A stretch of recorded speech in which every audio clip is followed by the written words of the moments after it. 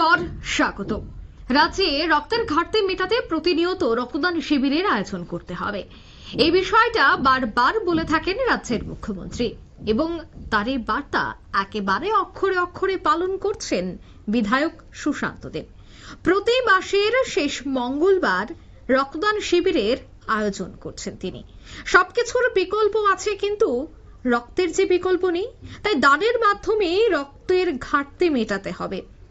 এই ডাকে সাড়া দিয়েই কিন্তু এবার বিধায়ক সুশান্ত দেব প্রতি মাসের মঙ্গলবার মহকুমা হাসপাতালে রক্তদান শিবিরের আয়োজন করেন। মঙ্গলবার দুপুরে বিশালগড় মহকুমা হাসপাতালে বিধায়ক সুশান্ত দেবের উদ্যোগে অনুষ্ঠিত এই রক্তদান শিবির। এই শিবিরে রক্তদাতারা স্বেচ্ছায় রক্তদান করেন। সাংবাদিকদের মুখোমুখি হয়ে এলাকার বিধায়ক সুশান্ত দেব কি বলছেন শোনাচ্ছি।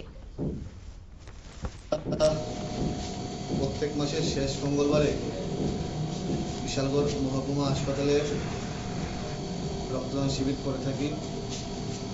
সেই সুবাদে আজকেও আমরা আমাদের যুব ভাইয়েরা, কার্যকর্তারা, বিভিন্ন সমাজসেবীরা আজকে এই রক্তদান শিবিরে যোগ দিয়েছে এবং বিগত দিনে এটা আমরা চালিয়ে গিয়েছি। আগামী দিনেও প্রতি মাসের শেষ মঙ্গলবারে আমরা এই রক্তদান উৎসব চালিয়ে যাব এবং এই রক্তদান উৎসবের ফলে বিশালগড় মহকুমা হাসপাতালে রক্তের ঘাটতি অনেকটা কমেছে।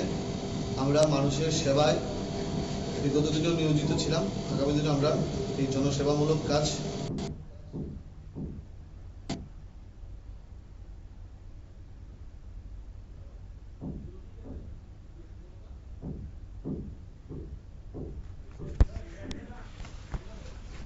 নিয়ে নিচে ছোট একটি বিজ্ঞাপন বিরতির সঙ্গে থাকুন।